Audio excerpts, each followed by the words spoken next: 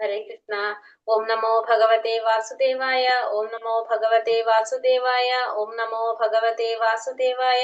ഓം അജ്ഞാനതിമിരാന്തസ്യ ജ്ഞാനാഞ്ജനാശലാകയാ ചക്ഷുരുന്മീലിതം യേന തസ്മൈ ശ്രീഗുരവേ നമഃ.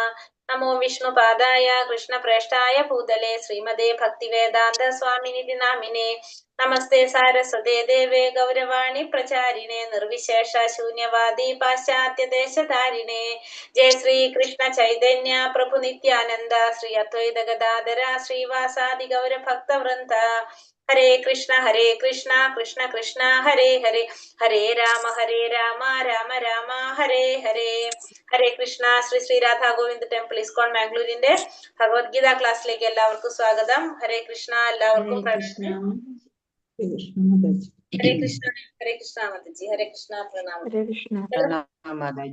ഹരേ കൃഷ്ണ.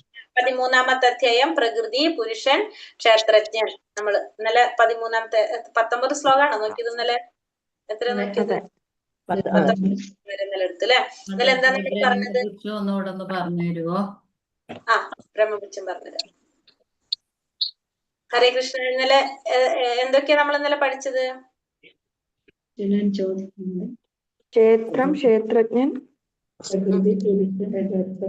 ജീവാത്മാവ്, പരമാത്മാവ് തമ്മിലുള്ള വ്യത്യാസം, പിന്നെ ജ്ഞാനം എന്താണെന്ന്, ജ്ഞാനം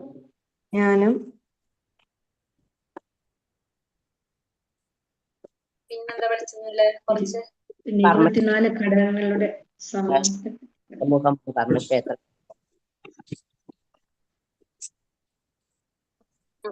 ഇന്നലെ 24 ഘടകങ്ങൾ. ഇന്നലെ പരീക്ഷ സോമൻ പ്രഭു ഇന്നലെ എഴുതില്ലാന്ന് തോന്നുന്നു വൈകിട്ട്. ഇല്ല, ഞാൻ കേറിയായിരുന്നു. പക്ഷെ അത് അവിടെ അവരുടെ സംസാരം കേട്ടപ്പോ ഇത് മാറിയതാണെന്ന് എനിക്ക് തോന്നി. ഞാൻ കാരണം പിന്നെ പോന്നു. മാതാജി അന്നേരം അവരോട് പ്രാർത്ഥിക്കാൻ പറഞ്ഞിട്ട് അങ്ങ് പോയില്ലേ സ്റ്റാർട്ടിങ്ങിൽ തന്നെ കേറിട്ട് ഇറങ്ങി 8:30-ക്ക് കേറിട്ട് അല്ലേ? ആ, ഞാൻ ചെയ്തില്ല. പറഞ്ഞോളൂ. മാതാജിയുടെ ക്ലാസ്സില് പിന്നെ മോശം വരുത്തിയില്ല, 20 മാർക്ക് മേടിച്ചല്ലോ. ആ, ഇന്നലെ അവിടെ പ്രഭു എഴുതിട്ട് മാർക്ക് കൂടുതൽ മേടിച്ചു. ഇന്നലെ അവരവിടെ സംസാരിക്കുന്ന കേട്ടപ്പോഴേ എനിക്ക് എന്തോ ഒരു വ്യത്യാസം പോലെ തോന്നി. അയ്യോ, അവിടെ സംസാരം മാത്രമേ ഉണ്ടായിരുന്നുള്ളൂ. മാതാജി പറഞ്ഞിട്ടും ഭയങ്കര എക്സാം ആയിരുന്നു അവിടെ. അവിടെ ഭയങ്കര ഡിസ്കഷനാ പ്രഭു. ഒരു രക്ഷയില്ലാത്ത ക്ലാസ് ആണ് നമുക്ക് അവിടെ. അത് കാരണം പേടിച്ച് വരാതിരുന്നതാ. ശരിക്കും പേടിക്കണം അവരെ. ആ ക്ലാസ്സിലെ ആൾക്കാരെ ശരിക്കും പേടിക്കണം. അതെ അതെ. അതായത് എനിക്ക് ബുക്കില്ല, ഒറിജിനൽ ബുക്കില്ല പറഞ്ഞിരിക്കുന്നത്. അതെനിക്ക് ഇപ്പൊ ഈ ആഴ്ച കിട്ടുമായിരിക്കും. അത് കിട്ടാത്തതുകൊണ്ട് എനിക്ക് ഭയങ്കര ബുദ്ധിമുട്ടാണ്. പഴയ ഇതാ ഉള്ളത്, അത് ശരിയാകുന്നില്ല. ശരിയാവുന്നില്ലല്ലേ? ആ, ശരി ശരി. അവരെ പാവ അവറ്റകൾ അറിയാൻ വേണ്ട അവിടെ ഉള്ളവര്. ഇല്ല, ഞാൻ മിണ്ടിയില്ല, ഇങ്ങ് പോന്നു. എന്നെ കണ്ടിട്ടേ ഇല്ല. ഞാൻ എങ്ങനെയോ രക്ഷപ്പെട്ടതാണ്. അവരെല്ലാവരും ഒന്നുപോലെ കൂട്ടായി എല്ലാം ചെയ്യാൻ. അത്രയ്ക്കും പ്രശ്നമായിരുന്നു. അവര് കോപ്പിയടിക്കാരൊക്കെയാണ്. ഭയങ്കര ടീമാണ്. അവര് ഭയങ്കര ചർച്ചയായിരുന്നു. ഇത് അങ്ങോട്ടും ഇങ്ങോട്ടും എല്ലാരും നല്ലപോലെ പഠിച്ചിരിക്കുന്നവരാ, അല്ലാതെ വെറുതെ ചർച്ചയല്ല. പഠിക്കുന്ന കാലത്ത് ഇങ്ങനെ പഠിച്ചിരുന്നെങ്കിൽ അവരും അല്ല IAS കാരായിരുന്നു എല്ലാവരും. ആ, അവരെല്ലാം ഒരു ടീമാ, എല്ലാം ഒരേപോലെയുള്ളവരാ കേട്ടോ. ഇത് ഇവിടെ നമ്മള് കുറെ വയസ്സന്മാരൊക്കെ ഇല്ലേ, അവിടെ അതൊന്നും ഇല്ല. അവിടെ കുറച്ച് മനസ്സിലാക്കി നമ്മളെ തന്നെ നമ്മള് മോശാക്കില്ലേ? അല്ല, ഇല്ലല്ലോ, റാങ്ക് മേടിച്ചല്ലോ മാതാജിയുടെ ക്ലാസ്സിലുള്ള അവിടെ പോയിട്ട് റാങ്ക് മേടിച്ചിട്ടുണ്ടല്ലോ. ആറുകട ബാച്ചില് 4 പേരൊന്നല്ലേ എഴുതിയതല്ലേ? ഇത് 4 പേരല്ലേ എഴുതിയത്? മിനി മാതാജി എഴുതി, പ്രഭു എഴുതി, പിന്നെ വേറെ 2 പേരും കൂടി എഴുതിയല്ലോ. ഹരിപ്രഭു, പിന്നെ മിനി മാതാജി എഴുതിണ്ടായിരുന്നു. രണ്ടുപേരും എഴുതിയത്? 4 പേരെ പേര് പറഞ്ഞ പോലെ തോന്നിക്കും മാതാജി. മാതാജിയുടെ ക്ലാസ്സിൽ നിന്ന് അവിടെ പോയിട്ട് ടോപ്പറായിട്ട് തിരിച്ചു വന്നല്ലോ. അതെ, സമാധാനായി. ഇന്നലെ പഠിച്ചിരുന്ന് എഴുതിയപ്പോ. പക്ഷെ ക്വസ്റ്റ്യൻസും കുഴപ്പമുണ്ടായിരുന്നില്ലല്ലോ. ഈസി ഈസി ആയിരുന്നു മാതാജി, ഞങ്ങൾക്ക് ടഫും അവിടെ ഈസി ആയിരുന്നു. അത് പഠിച്ചത് കൊണ്ട് വന്നുള്ളതാ. പഠിച്ചത് കൊണ്ടാണ് അത് തോന്നുന്നത് അങ്ങനെ നിങ്ങൾക്ക്. ഇപ്പൊ സെയിം ക്വസ്റ്റ്യൻസ് എനിക്ക് ഏകദേശം സെയിം തന്നെയായിരുന്നു, കുറച്ചൊന്നും വ്യത്യാസം വരുത്തിയിട്ടുണ്ടായിരുന്നുള്ളൂ. അതെ അതെ അതെ അതെ അതെ. പഠിക്കാത്തവർക്ക് ടഫ് തന്നെയാണല്ലോ. പഠിച്ചത് കൊണ്ട് നമുക്ക് തോന്നുന്നതാ അത് PC ആണെന്നുള്ളത്, അല്ലാണ്ടൊന്നുമല്ല. ഹരേ കൃഷ്ണ. അപ്പൊ നമുക്കിനി അധ്യായത്തിലേക്ക്, ഇനി അടുത്ത ഭാഗത്തിന്റെ നമുക്ക് നോക്കാം അല്ലെ. 13 മുതലുള്ളത് നമുക്ക് ലാസ്റ്റ് പറയാട്ടോ മാതാജി, അന്നമയത്തിന്റെ. പിന്നെ ഇപ്പൊ 19 വരെയുള്ള ശ്ലോകത്തില് നമ്മള് ഇന്നലെ എന്തൊക്കെയാ പറഞ്ഞത്? പ്രകൃതി, പുരുഷൻ, ക്ഷേത്രജ്ഞൻ. അർജുനൻ കുറച്ച് ചോദ്യങ്ങൾ ചോദിക്കുന്നുണ്ട് ഭഗവാന്റെ അടുത്ത് അല്ലെ. അതിനുള്ള ഉത്തരങ്ങളാണ് ഇതില് കുറെ നമ്മ പറയുന്നത്. അധ്യായം 13.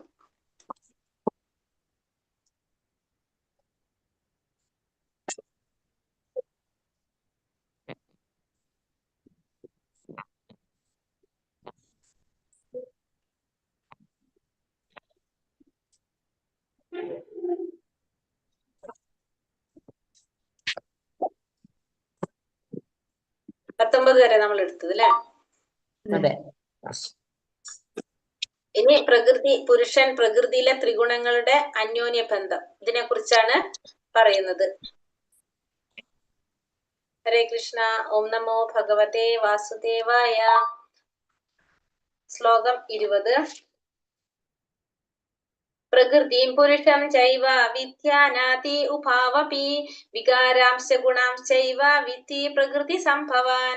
ഭൗതിക പ്രകൃതിയും ജീവജാലങ്ങളും അനാദികളാണ്. ഭൗതിക പ്രകൃതിയിൽ നിന്ന് ഉത്ഭവിച്ചവയാണ് അവയുടെ വിഭിന്ന രൂപങ്ങളും ത്രിഗുണങ്ങളും എന്ന് മനസ്സിലാക്കണം. അപ്പൊ ഭൗതിക പ്രകൃതിയും ജീവാത്മാക്കളും എങ്ങനെയാണ്? അനാദികാലം മുതലേ ഉള്ളതാണ് ഇതെല്ലാം. ഭൗതിക പ്രകൃതിയിൽ നിന്ന് ഉത്ഭവിച്ചതാണ് അവയുടെ വിഭിന്ന രൂപങ്ങളും ത്രിഗുണങ്ങളും എന്ന് മനസ്സിലാക്കണം. അപ്പൊ ഈ ഭൗതിക പ്രകൃതിയിൽ നിന്നാണ് എന്ത് വന്നിരിക്കുന്നത്? ഭൗതിക പ്രകൃതിയിലാണ് എന്ത്? ത്രിഗുണങ്ങൾ വരുന്നത് അല്ലെ. വേറെ എവിടെയും ത്രിഗുണങ്ങളില്ല, ഭൗതിക പ്രകൃതിയിൽ വരുമ്പോഴാണ് ഈ ത്രിഗുണങ്ങള് വരുന്നതെന്നും നമ്മൾ മനസ്സിലാക്കാം. ഇതിൽ കുടികൊണ്ട് ശരീരപ്രവർത്തനങ്ങൾ അനുഭവിക്കുന്ന വ്യക്തിഗത ജീവാത്മാവ് അഥവാ പുരുഷൻ ക്ഷേത്രജ്ഞന്മാരിൽ ഒരാളാണ്. മറ്റൊരു ക്ഷേത്രജ്ഞൻ പരമാത്മാവാണ്. പരംപുരുഷനായ ഭഗവാന്റെ 2 വിധം പ്രത്യക്ഷീഭാവങ്ങളാണെന്ന് ആണിവയെന്ന് ഓർക്കണം. ജീവാത്മാവ് ഭഗവാന്റെ ശക്തി വിഭാഗത്തിൽ പെടുമ്പോൾ പരമാത്മാവ് സ്വയം വിസ്തരണത്തിന്റെ വിഭാഗത്തിലാണ് വരുന്നത്. ഇവിടെ നമുക്ക് മനസ്സിലാക്കാം അല്ലെ, ജീവാത്മാവും പരമാത്മാവും ക്ഷേത്രജ്ഞന്മാരാണ്. 2 പേരും ആരാണ്? ക്ഷേത്രജ്ഞന്മാരാണ്. ജീവാത്മാവിന് താനിരിക്കുന്ന ക്ഷേത്രത്തെ കുറിച്ച്, ക്ഷേത്രം എന്ന് പറഞ്ഞാൽ എന്താണ്? ശരീരം. താനിരിക്കുന്ന ശരീരത്തെ കുറിച്ച് മാത്രമേ അറിയാൻ സാധിക്കുള്ളൂ. പരമാത്മാവിനാണെങ്കിലോ എല്ലാവരുടെ ശരീരത്തെ കുറിച്ചും അറിയാനായിട്ട് സാധിക്കും. ഇവിടെ പരമാത്മാവിന്റെ, അതായത് പരംപുരുഷനായ ഭഗവാന്റെ പ്രത്യക്ഷ ഭാവങ്ങളാണ് ഭാവമാണ് എന്ത്? ജീവാത്മാവ് എന്ന് പറയുന്നത്. ഭഗവാന്റെ ശക്തി വിഭാഗത്തിലാണ് ആര് വരുന്നത്? ജീവാത്മാവ് വരുന്നത്. ഭഗവാന്റെ ശക്തി, ഭഗവാന്റെ ഒരു അംശമാണ് ആര്? എല്ലാ ജീവാത്മാക്കളും ഭഗവാന്റെ ശക്തിയാണെന്ന് പറയാം. പക്ഷെ പരമാത്മാവ് എന്ന് പറഞ്ഞെന്താണ്? പരമാത്മാവ് ഭഗവാന്റെ വിസ്തരണമാണ്. പരമാത്മാവായിട്ട് വരുന്നത് ആരാണ്? ക്ഷീരോദകശായ വിഷ്ണു അല്ലെ. ഭഗവാന്റെ രൂപവിസ്തരണമാണ് പരമാത്മാവ്. ജീവാത്മാവ് എന്ന് പറഞ്ഞ ഭഗവാന്റെ ഒരു ശക്തി, ഒരു അംശമാണ് ഭഗവാന്റെ ജീവാത്മാവ് എന്ന് പറയുന്നത്. കാര്യകാരണ കർത്തൃത്വേ ഹേതു പ്രകൃതി രുച്യത്തെ പുരുഷ സുഖ ദുഃഖാനാം ഭോക്തൃത്വേ ഹേതുരുച്യത്തെ. ഭൗതികങ്ങളായ എല്ലാ കാര്യകാരണങ്ങൾക്കും ഹേതു പ്രകൃതിയാണെന്നും ഈ ലോകത്തിൽ വിവിധ സുഖ ദുഃഖങ്ങൾക്ക് ഹേതു ജീവസത്തയാണെന്നും പറയപ്പെടുന്നു. അപ്പൊ ഭൗതികങ്ങളായിട്ടുള്ള എല്ലാ കാര്യകാരണങ്ങൾക്കും കാരണം ആരാണ്? ഭൗതിക പ്രകൃതിയാണ്. ഈ ലോകത്തിൽ വിവിധ സുഖദുഃഖങ്ങൾക്ക് കാരണം എന്താണ്? ജീവാത്മാവാണെന്നും പറയപ്പെടുന്നു. അപ്പൊ എല്ലാ കാര്യകാരണങ്ങൾക്കും കാരണം ഭൗതിക പ്രകൃതി, ഭൗതികങ്ങളായിട്ടുള്ള എല്ലാ കാര്യങ്ങൾക്കും കാരണം ആരാണ്? പ്രകൃതിയാണെന്നും സുഖദുഃഖങ്ങൾക്ക് കാരണം എന്താണ്? ജീവാത്മാവാണെന്നും പറയുന്നു. കാരണം നോക്കാം. തന്റെ ആഗ്രഹങ്ങൾക്കും പ്രവർത്തികൾക്കും അനുസരിച്ചാണ് ഓരോ വ്യക്തിയെയും ഭൗതിക പ്രകൃതി തനതായ വാസസ്ഥാനങ്ങളിൽ എത്തിക്കുന്നത്. സ്വന്തം വാസസ്ഥാനങ്ങളെയും തനിക്ക് അനുഭവപ്പെടുന്ന സുഖദുഃഖങ്ങളെയും ഓരോ ജീവനും സ്വയം തെരഞ്ഞെടുക്കുകയാണ്. ഒരു പ്രത്യേക തരം ശരീരം സ്വീകരിച്ച ശേഷം ജീവൻ തനിക്ക് പ്രകൃതിക്ക് അധീനനായി തീരുന്നു. ശരീരം ഭൗതികമാകയാൽ അതിനെ ഭൗതിക നിയമങ്ങൾ അനുസരിച്ച് വേണം പ്രവർത്തിക്കാൻ. തത്സമയം ആ നിയമത്തെ ലംഘിക്കാനുള്ള ശക്തി ജീവാത്മാവിന് ഇല്ലതാനും. അപ്പൊ ഇവിടെ ജീവാത്മാക്കള് തന്റെ ആഗ്രഹങ്ങൾക്കും പ്രവർത്തികൾക്കും അനുസരിച്ചാണ് ഓരോ വ്യക്തിയെയും ഭൗതിക പ്രകൃതി തനതായ വാസസ്ഥാനങ്ങളിൽ എത്തിക്കുന്നത്. അപ്പൊ നമ്മൾ ഈ ഭൗതിക പ്രകൃതിയില് നമുക്ക് നമ്മുടേതായിട്ടുള്ള വാസസ്ഥാനത്ത് നമ്മൾ എത്തുന്നത് എങ്ങനെയാണ്? നമ്മുടെ ആഗ്രഹങ്ങൾക്കും നമ്മുടെ പ്രവർത്തികൾക്കും അനുസരിച്ച്. നമ്മള് പൂർവ്വജന്മത്തിൽ നമ്മൾ ചെയ്ത പ്രവർത്തികൾക്കനുസരിച്ചാണ് നമുക്ക് എന്ത് കിട്ടുന്നത്? നമുക്കൊരു ശരീരം കിട്ടുന്നതും ആ ശരീരത്തിനനുസരിച്ച് നമ്മൾ പ്രവർത്തിക്കുന്നതും നമ്മുടെ ആഗ്രഹങ്ങൾ വരുന്നതും നമ്മൾ ജീവിക്കുന്നതും നമ്മൾ വളരുന്നതും എല്ലാതും ഏതിനനുസരിച്ചാണ്? നമ്മൾ ചെയ്യുന്ന പ്രവർത്തികൾക്കനുസരിച്ചായിരിക്കും വരുന്നത്. പൂർവ്വജന്മത്തിൽ ചെയ്ത കർമ്മത്തിനനുസരിച്ച് അതിങ്ങനെ നമുക്ക് നടന്നുകൊണ്ടേയിരിക്കും. അപ്പോ സ്വയം നമ്മൾ തെരഞ്ഞെടുക്കാണ്. സ്വന്തം വാസസ്ഥാനങ്ങളെയും തനിക്ക് അനുഭവപ്പെടുന്ന സുഖദുഃഖങ്ങളും ഓരോ ജീവാത്മാവും സ്വയം തെരഞ്ഞെടുക്കുന്നതാണ്. നമ്മള് ചെയ്യുന്ന കർമ്മത്തിനനുസരിച്ച് നമുക്ക് എന്ത് കിട്ടാണ്? നമ്മള് അനുഭവിക്കേണ്ടി വരാണ്. സുഖമായാലും ദുഃഖമായാലും നമ്മളെ വാസസ്ഥാനം ഇതൊക്കെ നമ്മൾ അനുഭവിക്കുന്നത് എങ്ങനെയാണ്? നമ്മൾ സ്വയം തെരഞ്ഞെടുക്കുന്നതാണ് നമ്മുടെ പ്രവൃത്തിയിലൂടെ. ഈ ഒരു പ്രത്യേകതരം ശരീരം സ്വീകരിച്ച ശേഷം ജീവൻ പ്രകൃതിക്ക് അധീനനായി മാറും. അപ്പൊ നമ്മൾ ഈ ഭൗതിക പ്രപഞ്ചത്തിലേക്ക് വരുമ്പോ നമ്മളൊരു ശരീരം സ്വീകരിക്കേണ്ടി വരികയാണ്. നമ്മൾ ചെയ്യുന്ന കർമ്മത്തിന്റെ അടിസ്ഥാനത്തില് നമ്മൾ എന്ത് വേണ്ടി വരും? നമുക്ക് ഒരു ശരീരം സ്വീകരിക്കേണ്ടതായിട്ട് വരും. ആ സ്വീകരിക്കുമ്പോ ഈ ഭൗതിക പ്രകൃതിയിലേക്ക് നമ്മൾ ആ ശരീരം സ്വീകരിച്ച് നമുക്ക് ഭൗതിക പ്രകൃതിയിലേക്ക് വരുമ്പോ നമ്മൾ എന്ത് വരും? ആ ഭൗതിക പ്രകൃതിയുടെ നിയമങ്ങൾ നമ്മൾ അനുസരിക്കേണ്ടി വരും. ആ ഭൗതിക പ്രകൃതിക്ക് അധീനനായിട്ടായിരിക്കും നമ്മൾ വരും. നമ്മളൊരു വീട്ടിൽ പോയി കഴിഞ്ഞാൽ നമ്മളെ നിയമല്ല അവിടത്തെ നിയമമാണ് നമ്മൾ പാലിക്കുന്നത്. അപ്പൊ അതേപോലെ തന്നെ നമ്മളെല്ലാവരും എവിടെയായിരുന്നു? ഭഗവാന്റെ ഗോലോക വൃന്ദാവനത്തിലായിരുന്നു. അവിടെ നിന്ന് ഒരു കാരണം കൊണ്ട് നമ്മൾ എവിടേക്ക് എത്തി? നമ്മളിപ്പോ ഈ ഭൗതിക ലോകത്തിലേക്ക് എത്തി. അപ്പൊ നമ്മൾ ആ ഭൗതിക ലോകത്തിലേക്ക് വരുമ്പോ, ഭൗതിക പ്രപഞ്ചത്തിലേക്ക് വരുമ്പോ നമ്മൾ എന്ത് വേണ്ടി വരും? ആ ഭൗതിക പ്രകൃതിയുടെ നിയമങ്ങള് അനുസരിക്കാൻ നമ്മളും ബാധ്യസ്ഥരായിട്ട് മാറും. അങ്ങനെ ശരീരം ഭൗതികമാകയാൽ അതിന് ഭൗതിക നിയമങ്ങൾ അനുസരിച്ച് വേണം പ്രവർത്തിക്കാൻ. അപ്പോ ഈ ശരീരം, അപ്പൊ നമുക്ക് ഇവിടേക്ക് വരുമ്പോ നമുക്ക് വേണം ഒരു ശരീരം വേണം. നമ്മളിപ്പോ ഭഗവാന്റെ ലോകത്തിൽ നമ്മൾ നിൽക്കുമ്പോൾ നമ്മുടെ ശരീരം ഭൗതിക ശരീരമല്ല, ആത്മീയ ശരീരമാണ് നമ്മുടെ ശരീരം. പക്ഷെ ഈ ഭൗതിക പ്രപഞ്ചത്തിലേക്ക് വരുമ്പോ നമുക്ക് എന്ത് വേണം? നമുക്കൊരു ശരീരം വേണം. അതപ്പോഴാണ് നമുക്ക് ഈ ഭൗതികമായിട്ടുള്ള പഞ്ചഭൂതങ്ങൾ കൊണ്ട് ഒരു ശരീരം നമുക്ക് കിട്ടുന്നതും ആ ശരീരം എങ്ങനെ പ്രവർത്തിക്കണം? ഈ ഭൗതിക പ്രപഞ്ചത്തിലെ നിയമങ്ങൾ അനുസരിച്ച് ആ ശരീരം പ്രവർത്തിക്കുകയും വേണം. തത്സമയം ആ നിയമത്തെ ലംഘിക്കാനുള്ള ശക്തി ജീവാത്മാവിനില്ല. പക്ഷെ ഇതിനൊന്നും ലംഘിക്കാനുള്ള ശക്തി ആർക്കില്ല? ജീവാത്മാവിന് ഇല്ല. പുരുഷ പ്രകൃതി സ്തോഹി ഭുക്തേ പ്രകൃതി ജാൻ ഗുണാൻ കാരണം ഗുണസംകസ്യ സത്യോ നിജന്മസു. ഭൗതിക പ്രകൃതിയിൽ ജീവാത്മാവ് പ്രകൃതിയുടെ ത്രിഗുണങ്ങൾ അനുഭവിച്ചുകൊണ്ടുള്ള ജീവിത രീതി കൈക്കൊള്ളുന്നു. ഭൗതിക പ്രകൃതിയുമായുള്ള സമ്പർക്കത്തിലാണിത്. അങ്ങനെ നല്ലതും ചീത്തയുമായ നാനാ യോനികളിൽ ജീവൻ പിറവിയെടുക്കുന്നു. അപ്പൊ ഭൗതിക പ്രകൃതിയിൽ ജീവാത്മാവ് എന്താ ചെയ്യുന്നത്? പ്രകൃതിയുടെ ത്രിഗുണങ്ങൾ അനുഭവിച്ചുകൊണ്ടുള്ള ജീവിത രീതി കൈക്കൊള്ളും. അപ്പൊ ഭൗതിക പ്രകൃതിയില് ഈ ഭൗതിക പ്രപഞ്ചത്തിലേക്ക് വന്നു കഴിഞ്ഞാല് ജീവാത്മാവ് ഈ ഭൗതിക പ്രകൃതിയുടെ ത്രിഗുണങ്ങള്, സത്ത് രജോ തമോ ഗുണങ്ങള്, അതില് ഏത് ഗുണമാണോ നമ്മളെ സ്വാധീനിക്കുന്നത്, അത് നമ്മളെ സ്വാധീനിക്കുന്നത് എങ്ങനെയായിരിക്കും? പൂർവ്വജന്മത്തിൽ നമ്മൾ ചെയ്ത കർമ്മത്തിന്റെ അടിസ്ഥാനത്തില്. അപ്പൊ ഏത് ഗുണത്തിനാണോ നമ്മളെ സ്വാധീനിക്കുന്നത് ആ ഗുണത്തിനനുസരിച്ച് അത് അനുഭവിച്ചുകൊണ്ടുള്ള ഒരു ജീവിത രീതി ആയിരിക്കും കൈക്കൊള്ളേണ്ടി വരുന്നത്. ഭൗതിക പ്രകൃതിയുടെ സമ്പർക്കത്തിന്റെ ഫലമായിട്ടാണ് ഇതൊക്കെ സംഭവിക്കുന്നത്. അങ്ങനെ നമുക്ക് എന്ത് വേണ്ടി വരും? നല്ലതും ചീത്തയുമായിട്ടുള്ള പലതരത്തിലുള്ള യോനികളിൽ, നാനാ യോനികളില് ജീവൻ പിറവിയെടുക്കാണ് നമ്മള്. അപ്പൊ നമ്മള് ഈ ഭൗതിക പ്രപഞ്ചത്തിലേക്ക് വന്ന് നമ്മുടെ പൂർവ്വജന്മത്തിന്റെ നമ്മുടെ കർമ്മത്തിനനുസരിച്ച് നമുക്കിവിടെ എന്താണ്? ത്രിഗുണങ്ങളിൽ ഏതെങ്കിലും ഒന്ന് നമ്മളെ സ്വാധീനിക്കും. ആ സ്വാധീനത്തിന്റെ അടിസ്ഥാനത്തില് നമ്മൾ എന്ത് വേണ്ടി വരും? നമ്മുടെ പ്രവർത്തികള് പിന്നെ നടന്നുകൊണ്ടേയിരിക്കും. അപ്പൊ നമ്മള് ഈ 84 ലക്ഷം ജീവാത്മാക്കളില് നമ്മൾ ചെയ്യുന്ന കർമ്മത്തിന്റെ അടിസ്ഥാനത്തിൽ നമുക്ക് എന്ത് വരാണ്? നമ്മൾ ഈ ഭൗതിക പ്രപഞ്ചത്തിൽ വന്ന് ജന്മം എടുക്കും. അങ്ങനെ നമ്മളിത് മാറിക്കൊണ്ടേയിരിക്കും. നല്ലതും ചീത്തയായിട്ടുള്ള ഏതില് വേണമെങ്കിലും വന്ന് നമ്മള് ജന്മം എടുക്കാം. ഇങ്ങനെ ഈ വിഭിന്ന ശരീരങ്ങളിൽ എങ്ങനെ ഈ വിഭിന്ന ശരീരങ്ങളിൽ പെട്ടുപോകുന്നു? പ്രകൃതിയുടെ വ്യത്യസ്ത ഗുണങ്ങളുമായുള്ള വേഴ്ചയാണ് ഇതിന് കാരണം. അപ്പൊ ഭൗതിക പ്രകൃതിയുടെ ഗുണങ്ങൾ, 3 ഗുണങ്ങളുടെ അടിസ്ഥാനത്തിലാണ്, അതുമായിട്ടുള്ള സമ്പർക്കത്തിലാണ് ഇത് സംഭവിക്കുന്നത്. അതിനാൽ ത്രിഗുണങ്ങളിൽ നിന്ന് ഉയർന്ന് ആധ്യാത്മിക അവസ്ഥയിലെത്തണം. അപ്പൊ നമുക്ക് എന്താ വേണ്ടത്? നമുക്ക് ഈ ത്രിഗുണങ്ങളിൽ നിന്നും മറികടക്കാനായിട്ട് നമുക്ക് സാധിക്കണം. അതിനെ കൃഷ്ണാവബോധം എന്ന് പറയും. കൃഷ്ണാവബോധം ഉദിക്കാത്തവരെ ഭൗതികതാബോധം ഒരു ശരീരത്തിൽ നിന്ന് മറ്റൊന്നിലേക്ക് മാറിക്കൊണ്ടിരിക്കാൻ നിർബന്ധിക്കുക. അപ്പൊ കൃഷ്ണാവബോധം ഉദിച്ചു കഴിഞ്ഞാൽ, അതായത് ഭഗവാനെ കുറിച്ച് മനസ്സിലാക്കി, നമുക്ക് നമ്മുടെ മൂലസ്വരൂപം ഭഗവാനാണെന്ന് മനസ്സിലാക്കി കഴിഞ്ഞാൽ, നമുക്കത് ഭഗവാനെ പ്രാപിക്കലാണ് നമ്മുടെ ലക്ഷ്യം എന്ന് അറിഞ്ഞു കഴിഞ്ഞാൽ, നമ്മൾ കൃഷ്ണാവബോധത്തോടെ നമ്മൾ പ്രവർത്തിച്ചു കഴിഞ്ഞാൽ നമുക്ക് എന്ത് സാധിക്കും? ഈ ഭൗതിക ലോകത്തിൽ നിന്ന് നമുക്ക് മോചനം ലഭിക്കും. അല്ലാത്തവരാണെങ്കിലോ ഒരു ശരീരത്തിൽ നിന്ന് മറ്റൊരു ശരീരത്തിൽ ഇങ്ങനെ മാറിക്കൊണ്ടേയിരിക്കും. ഉപദ്രഷ്ടാനുമന്താച്ച ഭർത്ത ഭോക്ത മഹേശ്വര പരമാത്മേതി ചാപ്യുക്തോ ദേഹേസ്മിൻ പുരുഷാ പരഃ. ഇന്ദ്രിയാതീതനായ ഒരു ഭോക്താവുണ്ട്. ഈ ശരീരത്തിൽ സർവാധിപതിയും ഉപദ്രഷ്ടാവും അനുമതിദായകനുമായ പരമപുരുഷൻ പരമാത്മാവാകുന്നു. ഇവിടെ എന്താ പറഞ്ഞത്? ഉപദ്രഷ്ടാവാണ് ഭഗവാൻ. നമ്മളെ എന്താണ് പറഞ്ഞത്? ഉപദ്രഷ്ടാവായിട്ട് നമ്മുടെ മേൽനോട്ടക്കാരനാണത് ഭഗവാൻ.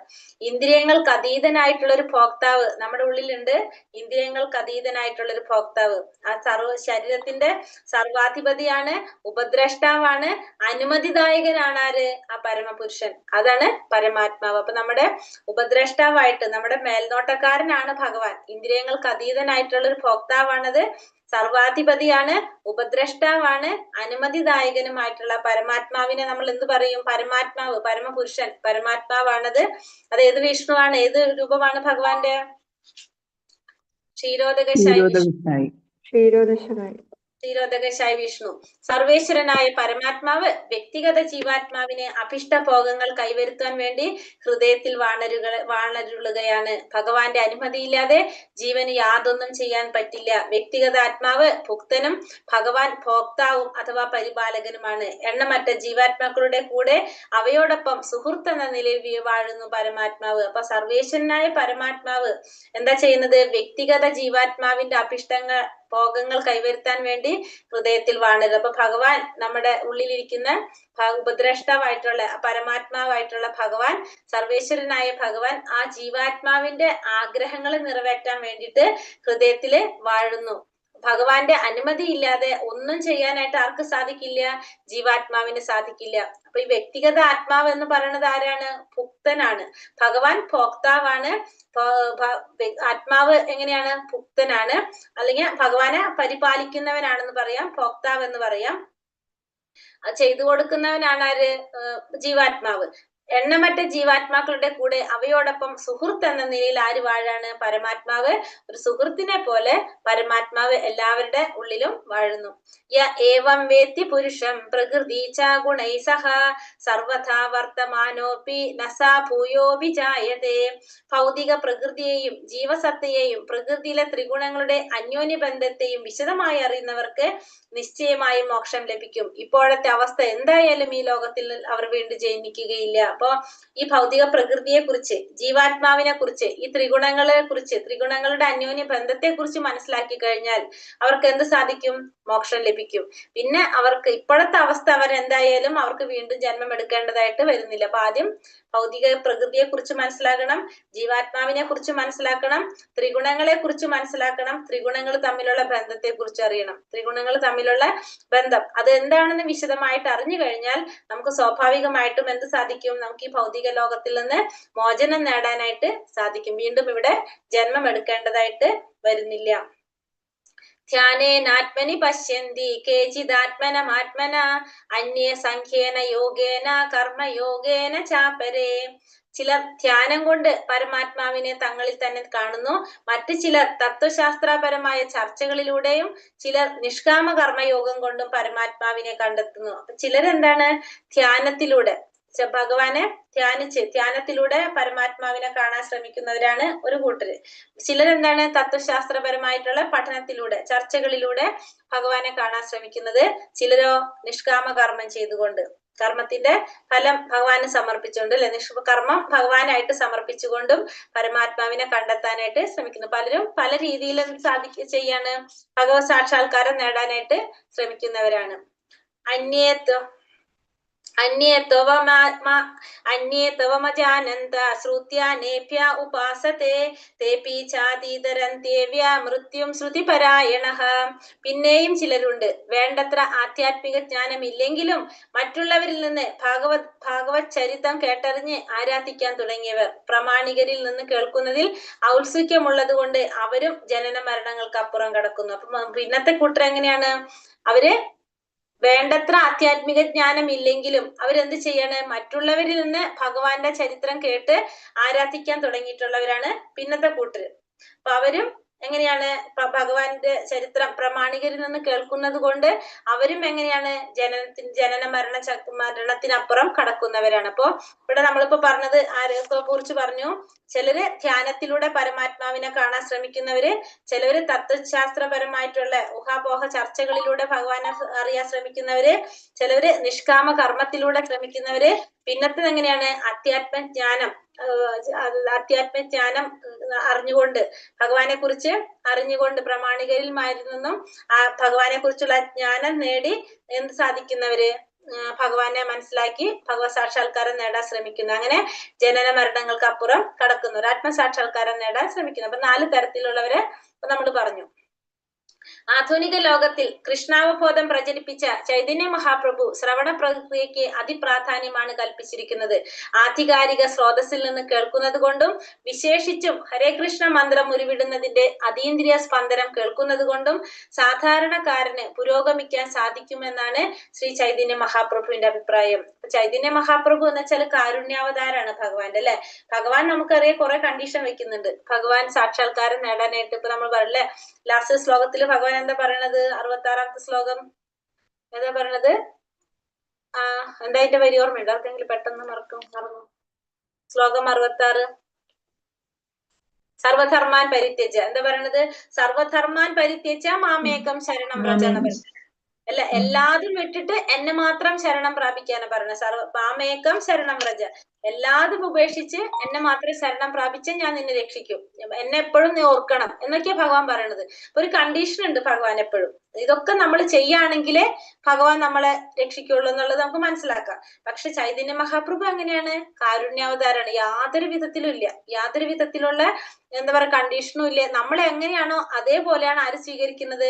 ഭഗവാന്റെ ചൈതന്യ മഹാപ്രഭു ആയിട്ടുള്ള അവതാരം ഭഗവാൻ സ്വീകരിക്കുന്നത്. കാരണം ആ ഭഗവാന്റെ അവതാരം കാരുണ്യാവതാരമാണ്. അതില് ഒരു ഭക്തനെ എങ്ങനെയാണ് നമുക്ക് ആ പതിതാത്മാക്കളെ മോചിപ്പിക്കുക എന്നുള്ളതാണ് ആരുടെ ഉദ്ദേശം? ചൈതന്യ മഹാപ്രഭുവിന്റെ. കലിയുഗത്തിലുള്ള ജനങ്ങൾ എങ്ങനെയാണോ അതേപടിയാണ് സ്വീകരിക്കുന്നത്. അപ്പൊ ആധുനിക ലോകത്തില് കൃഷ്ണാവബോധം പ്രചരിപ്പിച്ച ചൈതന്യ മഹാപ്രഭു കൂടുതൽ പ്രാധാന്യം കൊടുത്ത് എന്തിനാണ്? ശ്രവണ പ്രക്രിയക്ക്. കാരണം നമ്മൾ കേൾക്കാനായിട്ട് നമ്മളൊക്കെ പിന്നെയും ഇരിക്കും, ബാക്കി നമ്മൾ പഠിക്കാനോ അറിയാനോ നമുക്ക് അത്ര ക്ഷമയില്ല, സമയമില്ല, മടിയന്മാരാണ് നമ്മൾ. അപ്പൊ അതുകൊണ്ട് ശ്രവണ പ്രക്രിയക്കാണ് കൂടുതൽ പ്രാധാന്യം കൊടുത്തിരിക്കുന്നത്. ആധികാരിക സ്രോതസ്സിൽ നിന്ന് കേൾക്കുന്നതും കൊണ്ട് വിശേഷിച്ചും ഹരേ കൃഷ്ണ മഹാമന്ത്രം ഉച്ചരിടുന്നതിന്റെ അതീന്ദ്രിയ സ്പന്ദനം കേൾക്കുന്നത് കൊണ്ടും സാധാരണക്കാരന് പുരോഗമിക്കാൻ സാധിക്കുമെന്ന് ചൈതന്യ മഹാപ്രഭു പറഞ്ഞു. അപ്പോ നമ്മൾ ആധികാരികമായ സ്രോതസ്സിൽ നിന്നായിരിക്കണം എപ്പോഴും നമ്മൾ എന്ത് കേൾക്കേണ്ടത്? ഭഗവത്ഗീത, ഭാഗവതം പോലുള്ള ഗ്രന്ഥങ്ങൾ നമ്മൾ മനസ്സിലാക്കാനായിട്ട് ശ്രമിക്കേണ്ടത്. അതും പിന്നെ അടുത്തത് ഹരേ കൃഷ്ണ മഹാമന്ത്രം ഉച്ചരിക്കുന്നതിന്റെ ഉരുവിടുന്നതിന്റെ അതീന്ദ്രിയ സ്പന്ദനം കേൾക്കാൻ സാധിക്കുക. അപ്പൊ നമ്മൾ നാമം ജപിക്കുക, അതല്ല നമ്മൾ ജപിക്കാൻ പറ്റില്ലെങ്കിൽ ആ ജപിക്കുന്നത് കേട്ടാലും നമുക്ക് എന്ത് വരും? നമുക്ക് സാധാരണക്കാരന് പുരോഗമിക്കാൻ സാധിക്കുമെന്ന് ചൈതന്യ മഹാപ്രഭുവിന്റെ അഭിപ്രായത്തില് സാധാരണക്കാർക്ക് അതും എന്തിൽ സാധിക്കും? പുരോഗതി ഉണ്ടാകും. അപ്പൊ നമ്മളിപ്പോ നമുക്ക് നാമം ജപിക്കാൻ സാധിക്കുന്നില്ലെങ്കിൽ നമ്മൾ എന്ത് ചെയ്യാ? നാമജപം കേട്ടാലും നമുക്ക് എന്തിന്റെ ഫലം കിട്ടും? ആ ശ്രവണത്തിന്റെ ഫലം നമുക്ക് കിട്ടും. അതുപോലെ തന്നെ ഭാഗവതം നമ്മൾ മനസ്സിലാക്കേണ്ടത് എവിടെ നിന്നായിരിക്കണം? ഭഗവത്ഗീത, ഭാഗവതം പോലുള്ള ഗ്രന്ഥങ്ങള് ആധികാരിക സ്രോതസ്സിൽ നിന്നായിരിക്കണം നമ്മളത് കേൾക്കേണ്ടത്. ഹരേ കൃഷ്ണ മാതാജി. ഈ പ്രഭുപാദർ ഒരു വ്യക്തിയല്ല, അപ്പൊ ഒരു വ്യക്തി ഭഗവാന്റെ അവതാരം ആണ് എന്ന് പറയുന്നത് അത് എങ്ങനെയാണ് അത് മനസ്സിലാക്കി എടുക്കുന്നത്? നമുക്ക് ലാസ്റ്റ് പറഞ്ഞാൽ മതി, നമുക്കത്. മതി. ഹരേ കൃഷ്ണ. ശ്രീല പ്രഭുപാദർ ഭഗവാന്റെ അവതാരമല്ല കേട്ടോ, ഭഗവാന്റെ അവതാരമല്ല പ്രഭുപാദർ കേട്ടോ. ഹരേ കൃഷ്ണ. यावत् संजायते किञ्चिस्तत्त्वं स्थावरजङ्गमं ക്ഷേത്രജ്ഞ സംയോഗാത് തദ്വിധി ഭരതർഷഭ.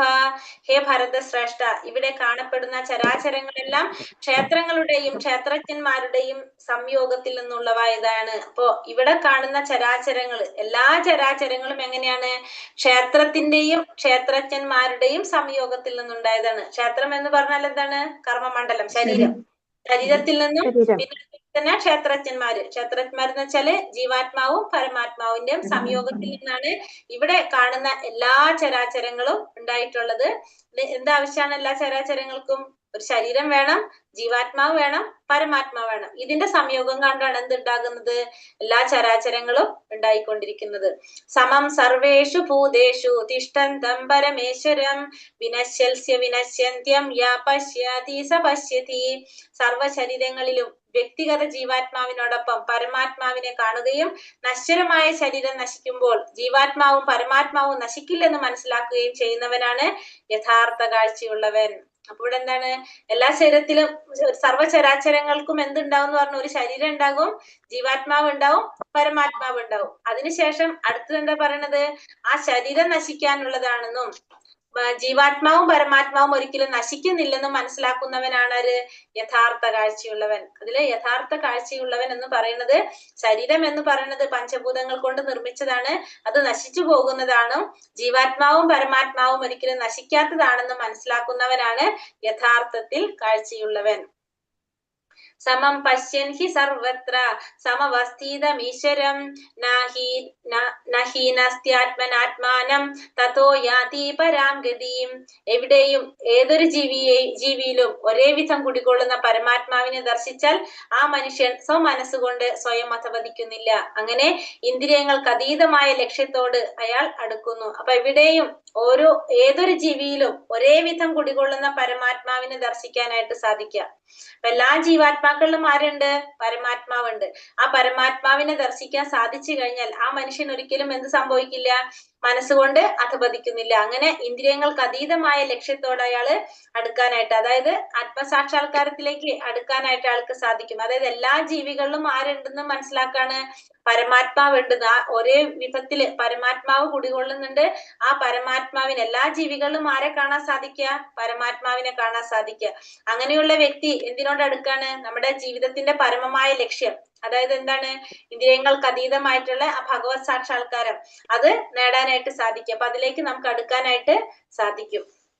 സാധാരണ നിലയിൽ വിഷയാസക്തമാണ് മനസ്സ്. പക്ഷെ അത് പരമാത്മാവിലേക്ക് തിരിഞ്ഞാൽ മനുഷ്യന് ആധ്യാത്മിക ജ്ഞാന മാർഗത്തിൽ പുരോഗമിക്കുക. അപ്പൊ വിഷയങ്ങളിൽ ആസക്തമായിട്ടുള്ളതാണ് എന്ത്? മനസ്സ്. അപ്പൊ നമ്മൾ എന്ത് ചെയ്യാം? ആ വിഷയം എന്താക്കി മാറ്റണം? ഭഗവാനാക്കി മാറ്റണം. അപ്പൊ ഭഗവാനിലേക്ക് തിരിച്ചു കഴിഞ്ഞാൽ നമുക്ക് ഓട്ടോമാറ്റിക്കലി എന്ത് സാധിക്കും? ആധ്യാത്മിക പുരോഗതി പ്രാപിക്കാനായിട്ട് സാധിക്കും. പ്രകൃത്യൈവാച കർമാണി ക്രിയമാണാനി സർവശഃ യാ പശ്യതി തദാത്മാനം അകർത്താരം സ പശ്യതി. ഭൗതിക പ്രകൃതി സൃഷ്ടമായ ശരീരമാണ് എല്ലാ പ്രവർത്തനങ്ങളും ചെയ്യുന്നതെന്നും ആത്മാവ് ഒന്നും ചെയ്യുന്നില്ലെന്നും അറിയുന്നവനത്രേ യഥാർത്ഥത്തിൽ ദർശിക്കുന്നവൻ. അപ്പൊ ഇവിടെ ഭൗതിക പ്രകൃതിയുടെ സൃഷ്ടമായിട്ടുള്ള ശരീരമാണ് എല്ലാ തരത്തിലുള്ള പ്രവർത്തനങ്ങളും ചെയ്യുന്നത്. ആത്മാവ് ഒന്നും ചെയ്യുന്നില്ല. നമ്മൾ ഇതിനു മുന്നും ഒരു ശ്ലോകം പഠിച്ചിട്ടുണ്ട് അല്ലെ? പ്രകൃതേ ക്രിയമാണാനി ഗുണൈ കർമാണി സർവശഃ അഹങ്കാര വിമൂഢാത്മാ കർത്താഹാമിതി മന്യതേ. അതായത് ജീവാത്മാവ് വിചാരിക്കുകയാണ് താനാണ് എല്ലാം ചെയ്യുന്നത്. പക്ഷെ ശരിക്കും എന്താണ്? ജീവാത്മാവ് ഒന്നും ചെയ്യുന്നില്ല. ഈ ഭൗതിക പ്രകൃതിയുടെ ത്രിഗുണങ്ങള് ബാധിക്കുന്നതനുസരിച്ച് എന്താണ്? ഈ പ്രവർത്തനങ്ങളെല്ലാം ചെയ്യുന്നത് ആരാണ്? ശരീരമാണ്. എല്ലാ പ്രവർത്തനങ്ങൾ ചെയ്യിക്കുന്നത് ശരീരത്തിനെ കൊണ്ടാണ് ചെയ്യിക്കുന്നത്. ആത്മാവ് ഒന്നും ചെയ്യുന്നില്ല. അത് മനസ്സിലാക്കുന്നവനാണ് ആര്? യഥാർത്ഥത്തിൽ ദർശിക്കുന്നവൻ. യഥാ ഭൂതപൃഥക് ഭാവം ഏകസ്ഥാമനു പശ്യതി തഥാ ഏവ ച വിസ്താരം ബ്രഹ്മ സമ്പദ്യതേ തഥാ. വിവേകശാലിയായ ഒരു മനുഷ്യൻ ഭൗതിക ശരീരങ്ങളുടെ അടിസ്ഥാനത്തിൽ വിവിധ വ്യക്തിഭാവങ്ങളെ കാണുന്നത് നിർത്തുകയും ജീവജാലങ്ങളുടെ ആവിർഭാവങ്ങൾ എങ്ങനെയെന്ന് കാണുകയും ചെയ്യുമ്പോൾ അയാൾ ബ്രഹ്മധാരണയിലെത്തുന്നു. അപ്പൊ ഒരു വിവേകശാലിയായിട്ടുള്ള ഒരു മനുഷ്യൻ ശരീരത്തിന്റെ അടിസ്ഥാനത്തില് വ്യക്തികളെ കാണുന്ന അല്ലെങ്കിൽ ജീവാത്മാക്കളെ കാണുന്നത് നിർത്തുക. നമുക്ക് ശരീരത്തിന്റെ അടിസ്ഥാനം, ഇത് മനുഷ്യനാണ്, ഇത് മൃഗമാണ്, ഇത് പൂച്ചയാണ്, അല്ലെങ്കിൽ ഇത് പട്ടിയാണ് എന്ന് നമ്മൾ ചിന്തിക്കുന്നത് അത് നിർത്തുക. പിന്നെ ജീവജാലങ്ങളുടെ ആവിർഭാവങ്ങൾ എങ്ങനെയാണെന്ന് മനസ്സിലാക്കുക. അങ്ങനെയാവുമ്പോ അയാൾക്ക് എവിടെ എത്താൻ സാധിക്കും? ബ്രഹ്മപദത്തിൽ എത്താനായിട്ട് സാധിക്കും, ബ്രഹ്മധാരണയിൽ എത്താനായിട്ട് സാധിക്കും. അതായത് ശരീരത്തിന്റെ അടിസ്ഥാനത്തില് നമ്മൾ എന്ത് മനസ്സിലാക്കുന്നത് നിർത്തുന്നതാണ്, നമ്മൾ ഓരോ ജീവാത്മാവിനെ വിലയിരുത്തുന്നത് നിർത്തുന്നു. അപ്പോ നമുക്ക് മനസ്സിലാക്കുക, ഏത് ശരീരം എടുത്താലും എല്ലാത്തിലും ആരുണ്ട്? ജീവാത്മാവുണ്ട്, പരമാത്മാവുണ്ട്. അപ്പൊ അത് മനസ്സിലാക്കി കഴിഞ്ഞാൽ എല്ലാ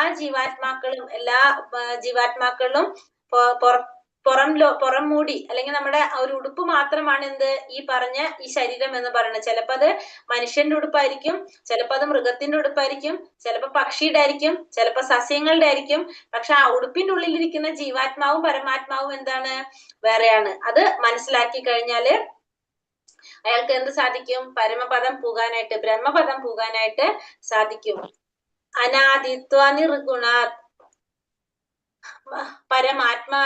പരമാത്മായമവ്യയ ശരീരസ്ഥോപി ഗോന്ദേയ ന കരോതീന ലിപ്യത്തെ. ശാശ്വതത്തിന്റെ ദർശനം സിദ്ധിച്ചാർക്കറിയാം. അവ്യയനായ ആത്മാവ് ഇന്ദ്രിയങ്ങൾക്ക് അതീതനാണ്, സനാതനനാണ്, പ്രകൃതിയുടെ ത്രിഗുണങ്ങൾക്ക് അതീതനാണെന്ന്. ഹേ അർജുന, ഈ ശരീരത്തിൽ വാഴുന്നുവെങ്കിലും ആത്മാവ് ഒന്നും ചെയ്യുന്നില്ല, ഒന്നും അതിനെ ബാധിക്കുന്നതുമില്ല. കൂടെ ശാശ്വതത്തിന്റെ ദർശനം സിദ്ധിച്ചു കഴിഞ്ഞാല് എന്നറിയാൻ എന്ത് സാധിക്കും? സിദ്ധിച്ചവർക്ക് അവ്യയനായ ആത്മാവ് ഇന്ദ്രിയങ്ങൾക്ക് അതീതനാണെന്നും സനാതനനും പ്രകൃതിയുടെ ഗുണങ്ങൾക്ക് അതീതനുമാണ്.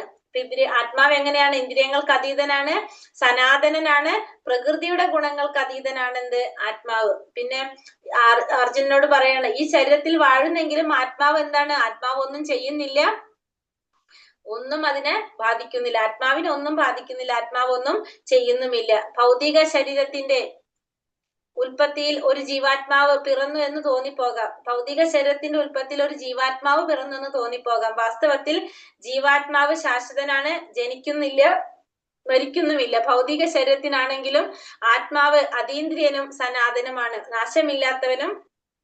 സ്വഭാവേന ആത്മാവ് എങ്ങനെയാണ്? ആനന്ദമയനാണ് ആത്മാവ്. ആത്മാവ് എപ്പോഴും എന്താണ് ആഗ്രഹിക്കുന്നത്? ആനന്ദം ആഗ്രഹിക്കുന്നവനാണ് ആത്മാവ് എന്ന് പറയുന്നത്. അതുകൊണ്ടാണ് നമുക്ക് എന്ത് കിട്ടിയാലും നമുക്ക് സന്തോഷം തോന്നാത്തത്. എന്തുകൊണ്ടാണ്? നമ്മൾ ആഗ്രഹിക്കുന്ന ഒരു ആനന്ദം നമുക്ക് അനുഭവിക്കാൻ സാധിക്കുന്നില്ല. നമ്മള് ഏതോ ഒരു ആനന്ദം നമ്മൾ തേടിക്കൊണ്ടിരിക്കുകയാണ്. അത് കിട്ടാത്തത് കൊണ്ടാണ് നമ്മൾ ഇങ്ങനെ ഓരോന്നും ഇങ്ങനെ അന്വേഷിച്ചുകൊണ്ടിരിക്കുന്നത്. കാരണം ജീവാത്മാവ് എപ്പോഴും ഭഗവാനെ പോലെ തന്നെ ആനന്ദമയനാണ്. അയാൾ പരമാനന്ദം അനുഭവിക്കാൻ ആഗ്രഹിക്കുന്നവരാണ് ആര്? ജീവാത്മാവ്. പക്ഷെ ആ പരമാനന്ദം കിട്ടാത്തത് കൊണ്ടാണ് നമ്മൾ ഇങ്ങനെ ഓരോന്ന് തേടി പോകുന്നത്. യഥാ സർവഗതം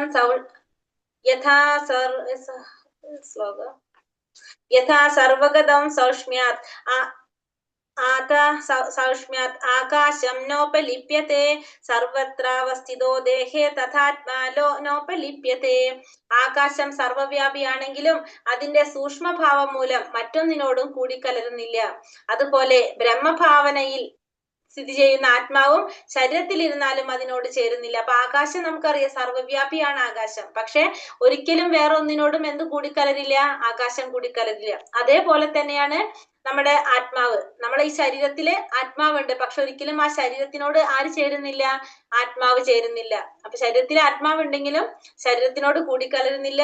അത് എങ്ങനെയാണ്? എപ്രകാരമാണോ ആകാശം സർവ്വവ്യാപിയായിട്ടും മറ്റൊന്നിനോടും കൂടിക്കലരാത്തത്, അതേപോലെ തന്നെ ആത്മാവും. യഥാ പ്രകാശയത്യേക കൃത്സ്നം ലോകാമിമം രവിഃ ക്ഷത്രം ക്ഷേത്രീ തഥാ കൃത്സ്നം പ്രകാശയതി ഭാരത. ഭാരതപുത്ര, സൂര്യൻ വിശ്വത്തിലെങ്ങും വെളിച്ചം പരത്തുന്നത് പോലെ ജീവാത്മാവ് ശരീരത്തിൽ ഇരുന്നു കൊണ്ട് അതിനെ അവബോധത്താൽ പ്രകാശമാനമാക്കുന്നു. എപ്രകാരമാണോ സൂര്യൻ ഈ ഭൗതിക പ്രപഞ്ചം മുഴുവൻ, വിശ്വം മുഴുവനും വെളിച്ചം പരത്തുന്നത്, അതുപോലെ തന്നെ ജീവാത്മാവ് ആ ശരീരത്തിൽ ഇരുന്നു കൊണ്ട് എന്ത് ചെയ്യാണ്? ആ ശരീരത്തിനെ അവബോധത്താൽ പ്രകാശമാനമാക്കുന്നത് ജീവാത്മാവാണ്. കാരണം നമുക്കറിയാം, ആ ജീവാത്മാവ് ഇല്ലാണ്ടായി കഴിഞ്ഞാൽ ആ ശരീരത്തിന് എന്തില്ല? പ്രകാശമില്ല. ആ ശരീരം പിന്നെ ഉപയോഗിക്കാനേ പറ്റുന്നില്ല നമുക്ക്. അപ്പൊ ആ ശരീരത്തിനെ പ്രകാശമാനമാക്കുന്നത് ആരാണ്? ആ ജീവാത്മാവാണ് ശരീരത്തിന് പ്രകാശമാനമാക്കുന്നത്. സൂര്യപ്രകാശം സൂര്യന്റെ സാന്നിധ്യത്തിന്റെ തെളിവാകുന്നത് പോലെ പ്രജ്ഞ ആത്മാവിന്റെ സാന്നിധ്യത്തിന് തെളിവാണ്.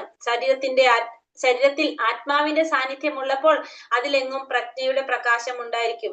ആത്മാവ് വിട്ടുപോയാൽ ശരീരത്തിൽ പ്രജ്ഞ ശേഷിക്കുകയില്ല താനും. ബുദ്ധിയുള്ള ഏതൊരാൾക്കും എളുപ്പത്തിൽ മനസ്സിലാക്കാവുന്നതാണിത്. ഇപ്പൊ സൂര്യപ്രകാശം സൂര്യപ്രകാശം നമുക്ക് സൂര്യന്റെ സാന്നിധ്യത്തിന്റെ തെളിവാണ് എന്ത്? സൂര്യന്റെ പ്രകാശം. അതുപോലെ തന്നെ ആ ശരീരത്തിൽ ആത്മാവുണ്ട് നമുക്ക് എങ്ങനെ മനസ്സിലാക്കാൻ സാധിക്കും? അതാണ് പ്രജ്ഞ, അവബോധം. അതാണ് നമുക്ക് മനസ്സിലാക്കാൻ സാധിക്കുന്നത്. ആ ശരീരത്തിൽ നിന്ന് ആത്മാവ് പോയി കഴിഞ്ഞാലോ അതിന്റെ അവബോധം, പ്രജ്ഞ ഇല്ലാതാകും. സത്ത് എന്ന് പറയാം, നമുക്ക് സത്ത് പോയി എന്ന് പറയാം നമുക്ക്, അല്ലെ? അതായത് ആത്മാവ് വിട്ടുപോയി കഴിഞ്ഞാൽ, ശരീരത്തിൽ നിന്ന് ആത്മാവ് വിട്ടുപോയി കഴിഞ്ഞാൽ നമ്മൾ പറയും എന്താ? സത്ത് പോയി, ആത്മാവിന്റെ സത്ത് പോയി, ആത്മാവ് പോയി, ശരീരത്തിന്റെ ആത്മാവ് സത്ത്, ആ ശരീരത്തിന്റെ സത്ത് പോയി. അത് പറഞ്ഞു നമ്മൾ എന്തായത്? ചത്തുപോയി എന്നായില്ലേ? ശരിക്കും എന്താണ്? ആ ശരീരത്തിന്റെ സത്ത് പോകുന്നതാണ്. ആത്മാവിന്റെ സത്താണ്, ആ ശരീരത്തിന്റെ സത്ത് പോയി ശരീരത്തിൽ നിന്ന്. അപ്പൊ അത് പിന്നെ പോയി അതെന്തായി? ചത്തുപോയി. അങ്ങനെ ആക്കി നമ്മൾ. അപ്പൊ അങ്ങനെയാണ് ആ ശരീരത്തിലുള്ള പ്രജ്ഞ ഇല്ലാതായിരുന്നത്. അത് നമുക്ക് മനസ്സിലാക്കാൻ സാധിക്കും ആത്മാവ് വിട്ടുപോകുമ്പോ.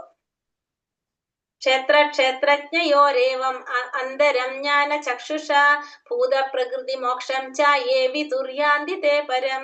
ശരീരത്തിനും അതിനെ അറിയുന്നവനും തമ്മിലുള്ള വ്യത്യാസം എങ്ങനെയെന്ന് ജ്ഞാനദൃഷ്ടി കൊണ്ട് കാണാനും ഭൗതിക പ്രകൃതിയുടെ ബന്ധത്തിൽ നിന്ന് മുക്തി നേടാൻ ഉതകുന്ന പ്രക്രിയ എന്തെന്നറിയാനും കഴിവുള്ളവർ പരമപദം പ്രാപിക്കും. അപ്പൊ ശരീരത്തെ കുറിച്ച് അറിയാനും ശരീരത്തിനും അതിനെ അറിയുന്നവനും, ഒന്ന് ശരീരത്തിനെ കുറിച്ച് അതിനെ കുറിച്ച് അറിയുന്നവനും തമ്മിലുള്ള വ്യത്യാസം, ക്ഷേത്രജ്ഞനെ കുറിച്ചും അറിയുന്നതും അത് തമ്മിലുള്ള വ്യത്യാസം എങ്ങനെയാണ് എന്ന് ജ്ഞാനദൃഷ്ടി കൊണ്ട് മനസ്സിലാക്കാനും ഭൗതിക പ്രകൃതിയുടെ ബന്ധത്തിൽ നിന്ന് മുക്തി നേടാൻ ഉതകുന്ന പ്രക്രിയ എന്താണെന്ന് മനസ്സിലാക്കാനും കഴിവുള്ളവർക്ക് എന്ത് സാധിക്കും? ഈ പരമപദം പ്രാപിക്കാനായിട്ട് സാധിക്കും. അപ്പൊ നമുക്ക് എന്തറിയണം? ശരീരത്തെ കുറിച്ച് അറിയണം, പിന്നെ എന്താണ്? ക്ഷേത്രജ്ഞന്മാരെ കുറിച്ച് അറിയണം, ഇത് തമ്മിലുള്ള വ്യത്യാസം എന്തെന്നറിയണം, പിന്നെ എങ്ങനെയാണ് ഈ ഭൗതിക പ്രകൃതിയെ കുറിച്ച് മനസ്സിലാക്കി ഭൗതിക പ്രകൃതിയുടെ ത്രിഗുണങ്ങളിൽ നിന്ന് മറികടക്കുന്നത്, അതിനുള്ള പ്രക്രിയ എന്താണെന്ന് മനസ്സിലാക്കാം. അങ്ങനെയുള്ളവർക്ക് എന്ത് സാധിക്കും? പരമപദം പ്രാപിക്കാനായിട്ട് സാധിക്കും. അപ്പൊ നമുക്ക് എന്താ വേണ്ടത്? ഈ പ്രകൃതിയുടെ ത്രിഗുണങ്ങളെ മറികടക്കാൻ സാധിക്കുക എന്നുള്ളതാണ് നമുക്ക് ചെയ്യേണ്ടത്. ശരീരവും അതിന്റെ ഉടമയായ ജീവാത്മാവും പരമാത്മാവും തമ്മിലുള്ള വ്യത്യാസം എന്തെന്ന് വിശദീകരിക്കുകയാണ് ഈ അധ്യായത്തിന്റെ ഉദ്ദേശം. അപ്പൊ ഈ അധ്യായത്തില് ശരീരം എന്താണെന്നും പിന്നെ ജീവാത്മാവ് എന്താണ്, ജീവാത്മാവും പരമാത്മാവും എന്താണ്, അത് തമ്മിലുള്ള വ്യത്യാസം എന്താണെന്നാണ് നമുക്ക് ഇവിടെ പറഞ്ഞു തന്നത്. 8 മുതൽ 12 വരെയുള്ള ശ്ലോകങ്ങളിൽ വ്യക്തമാക്കപ്പെട്ട മുക്തി പ്രക്രിയ ശരിയാവണ്ണം മനസ്സിലാക്കുകയാണെങ്കിൽ നമുക്ക് പരമലക്ഷ്യത്തിലേക്ക് നീങ്ങുവാനായിട്ട് സാധിക്കും. അപ്പൊ 8 മുതൽ 12 വരെയുള്ള ശ്ലോകങ്ങളിൽ പറഞ്ഞിരിക്കുന്ന ആ മുക്തി പ്രക്രിയ അത് നമ്മൾ മനസ്സിലാക്കുകയാണെങ്കിൽ നമുക്ക് എന്ത് സാധിക്കും? പരമ ലക്ഷ്യത്തിലേക്ക് പോകാനായിട്ട് സാധിക്കും. 8 മുതൽ 12 വരെ പറഞ്ഞിരിക്കുന്നത് എന്താണ്? ജ്ഞാനം എന്താണ്, അജ്ഞാനം എന്താണെന്നാണ് പറഞ്ഞിരിക്കുന്നത്. അപ്പൊ നമ്മളെ ശുദ്ധീകരണ പ്രക്രിയ ആണല്ലേ, നമുക്ക് ദൈവിക ഭാവത്തിലേക്ക് ഗുണത്തിലേക്ക് എത്താനുള്ള കാര്യങ്ങളാണ് അവിടെ പറഞ്ഞിരിക്കുന്നത്. ജ്ഞാനം എന്താണെന്നാണ് അതിൽ പറഞ്ഞിരിക്കുന്നത്. 26 ഗുണങ്ങൾ, അതിനെ കുറിച്ചാണ് അവിടെ പറയുന്നത്. അപ്പൊ അത് മനസ്സിലാക്കി കഴിഞ്ഞാൽ നമുക്ക് എന്ത് സാധിക്കും? പരമ ലക്ഷ്യത്തിലേക്ക് എത്താനായിട്ട് സാധിക്കും. ഹരേ കൃഷ്ണ കൃഷ്ണ കൃഷ്ണ ഹരേ ഹരേ, ഹരേ രാമ രാമ രാമ ഹരേ ഹരേ. വഞ്ചാകൽപതരൂപേശ്ച കൃപാ സിന്ധോഭ്യവ ച പതിതാനാം പാവനേഭ്യോ വൈഷ്ണവേഭ്യോ നമോ നമഃ. അനന്തകോടി വൈഷ്ണവൃന്ദി കി ജയ്, ശ്രീല പ്രഭുപാദ് കി ജയ്, ശ്രീല ഗുരുദേവ് കി ജയ്, നിതായ് ഗൗര പ്രമാനന്ദേ. ഹരി ഹരി ബോൽ. ഹരേ കൃഷ്ണ. ഹരേ കൃഷ്ണ. ക്വസ്റ്റ്യൻ ആൻസർ ഇല്ല ഇതിന്? ഹരേ കൃഷ്ണ. ഉണ്ട്. 7 മുതൽ 7ാമത്തെ ക്വസ്റ്റ്യൻ ഉണ്ട്. എന്താണ് അതിന് വായിക്കാവോ? ബുക്കൻ എന്നും ഭോക്താവെന്നും അറിയപ്പെടുന്നത് ആരല്ല? ആരാണ്? വ്യക്തിഗത ഭോക്താവ് ഭഗവാൻ, ഭോക്താവ്.